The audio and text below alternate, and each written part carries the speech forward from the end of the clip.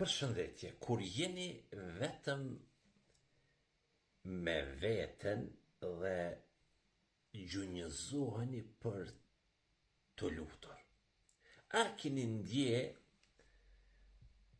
ndonjëherë etjen e shpirtit për të folur direkt me Krijuesin, pas një imazh, pas një ndërmjetës midis jush dhe ati.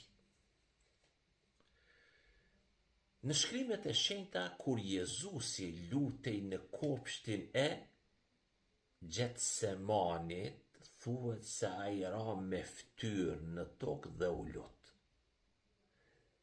Pikrisht, sikur se sot që mund ta shihni një musliman që bie në sejdë me ballin në tokë përpara Zotit të gjithë fuqishmit. Ju në fakt po e shihni të njëjtën formë adhurimit të pastërt e të përullur që e bënte Jezusi. Të dashur miq, her pas here shpirti ynë kërkon bre një thjeshtësi të pastërt, një kthim të rrënjët e besimit.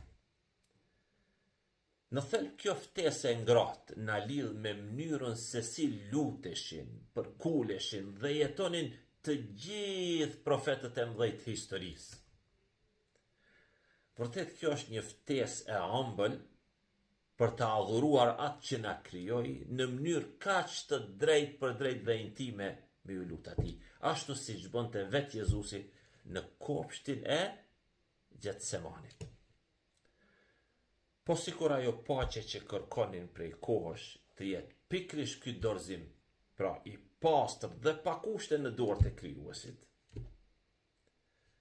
Sinqerisht ju ftoj të meditoni në këtë me zemër të hapur dhe me plot dashuri. Paqja dhe drita e Zotit qoftë mbi gjithë ju.